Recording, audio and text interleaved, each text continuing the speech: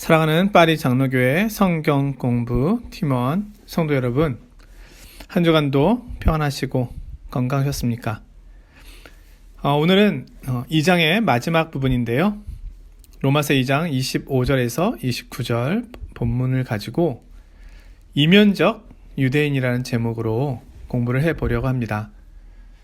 먼저 오늘 본문 말씀을 읽어보겠습니다. 내가 율법을 행하면 할례가 유익하나 만일 율법을 범하면 내 할례는 무할례가 되느니라. 그런즉 무할례자가 율법의 규례를 지키면 그 무할례를 할례와 같이 여길 것이 아니냐. 또한 본래 무할례자가 율법을 온전히 지키면 율법 조문과 할례를 가지고 율법을 범하는 너를 정죄하지 아니하겠느냐. 무릇 표면적 유대인이 유대인이 아니요 표면적 육신의 할례가 아니니라. 오직 이면적 유대인이 유대인이며 할례는 마음에 할지니 영에 있고 율법 조문에 있지 아니한 것이라. 그 칭찬이 사람에게서가 아니요 다만 하나님에게서니라. 아멘. 예전에 이런 질문을 받은 적이 있습니다. 유대인들을 향한 하나님의 민족적 구원이 지금도 유효합니까? 다시 말하면 지금도 유대인들이 하나님의 백성, 하나님의 선민입니까? 그들이 유대인이라는 이유만으로 하나님의 백성이 될 수 있을까요? 유대인들은 예수 그리스도의 십자가 없이 구원받는 것일까요? 이 모든 질문에 대한 답은 아닙니다 입니다. 오늘 말씀이 그것을 증거합니다. 그들에게도 그리스도가 필요합니다. 그들도 구원 받아야 합니다. 로마서 2장 28절에서 29절 말씀인데요. 무릇 표면적 유대인이 유대인이 아니요 표면적 육신의 할례가 아니니라. 오직 이면적 유대인이 유대인이며 할례는 마음에 할지니. 할례의 표징은 유대인들에게만 주어진 것입니다. 할례는 율법보다 훨씬 더 오래되었습니다. 할례는 모세보다 훨씬 이전 아브라함 때까지 올라갑니다. 아브라함은 유대인의 조상입니다. 창세기 17장 이하에 보면은 내가 너로 심히 번성하게 하리니 내가 내게서 민족들이 나게 하며 왕들이 내게로부터 나오리라. 내가 내 언약을 나와 너 및 내 대대 후손 사이에 세워서 영원한 언약을 삼고 너와 내 후손의 하나님이 되리라. 너희 중 남자는 다 할례를 받으라. 이것이 나와 너희와 너희 후손 사이에 지킬 내 언약이니라. 유대인에게 있어서 할례는 하나님의 백성이 되었다는 언약의 증표입니다. 그것은 이스라엘 백성의 몸에 새겨집니다. 즉 할례는 나는 내 하나님이 되고 너는 내 백성이 되리라는 언약의 상징입니다. 유대인들은 이 할례에 대해 자부심을 가지고 있었습니다. 우리는 그냥 유대인이 아니고 할례 받은 유대인이다. 그러나 할례를 받았다 하더라도 하나님의 말씀에 순종하지 않으면 그 또한 무익하다고 말하고 있습니다. 로마서 2장 25절에 보면 내가 율법을 행하면 할례가 유익하나 만일 율법을 범하면 내 할례는 무할례가 되느니라. 할례는 유익한 것입니다. 그러나 그것은 율법에 순종할 때입니다. 할례 자체에 유익이 있는 것은 아닙니다. 할례는 외면에 합니다. 몸에 합니다. 그러나 그것은 내면에 대한 외적 표시입니다. 내면에서 율법을 지키지 않으면서 외적으로 할례라는 표시만 했다고 해서 하나님의 백성이 되는 것은 아닙니다. 그것은 무할례자와 다르지 않습니다. 로마서 2장 26절에 그런즉 무할례자가 율법의 규례를 지키면 그 무할례를 할례와 같이 여길 것이 아니냐. 하나님께서 우리에게 원하시는 것은 할례가 아닙니다. 하나님께서 원하시는 것은 율법을 지키는 사람입니다. 하나님께서는 거룩한 백성을 원하십니다. 더 나아가 바울 사도는 할례 받지 않은 사람이 율법을 지키면 할례 받은 자와 같이 여기게 되지 않겠느냐고 말합니다. 외형은 내면을 담기 위한 그릇인 겁니다. 중요한 것은 외면으로 보이는 것이 아니고 보이지 않는 내면입니다. 마음입니다. 마음이 바뀌어야 합니다. 하나님께서는 중심을 보십니다. 우리의 내면을 보십니다.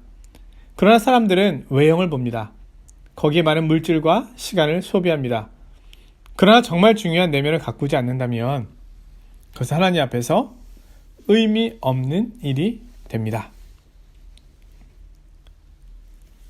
이스라엘 백성들은 외형적으로 율법을 지키고 있다고 스스로 생각하고 그러하기에 하나님의 백성이라고 여겼습니다.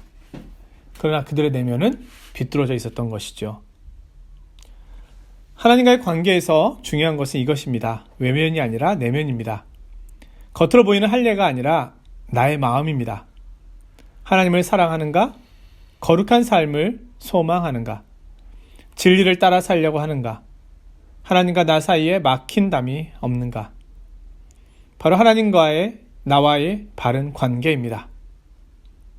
로마서 2장 29절에 그 칭찬이 사람에게서가 아니요 다만 하나님에게서니라. 자, 로마서 2장 전체를 한번 요약해 보려고 합니다. 유대인들은 자신들이 이방인과 다르다고 여겼습니다. 왜냐하면 율법을 가지고 있고 율법에 따라 할례를 받았기 때문에 할례가 하나님의 백성의 증거가 된다고 여겼던 것이죠.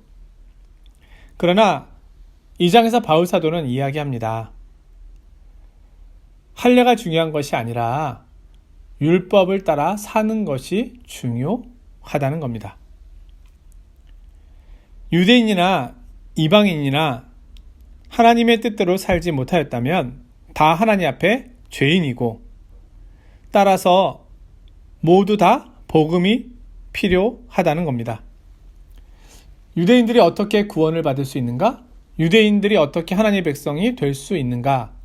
그것은 예수 그리스도의 십자가 앞에 무릎을 꿇어야 한다는 것입니다. 구약의 말씀을 읽으면서 우리가 깨닫게 되는 것은 유대인들이 정말로 대단한 민족이다. 이것이 아니죠. 하나님께서 주신 율법을 우리는 지킬 힘이 없구나. 그 율법대로 살 수 없구나. 이것이 우리의 형편이구나를 우리는 배웁니다. 그리고 이것이 하나님께서 우리에게 율법을 주신 목적이기도 합니다. 율법으로는 죄를 깨닫게 하기 위함입니다. 율법은 우리의 비참함을 보게 하며 우리를 그리스도께로 인도합니다. 바로 이 순간에도 우리는 아는 대로 살지 못하고 배운 대로 살지 못하며 깨달은 대로 살지 못합니다.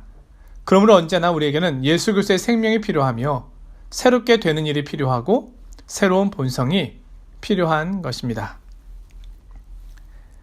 오늘 말씀을 적용해 봅니다. 나는 어떤 면에서 하나님의 백성입니까?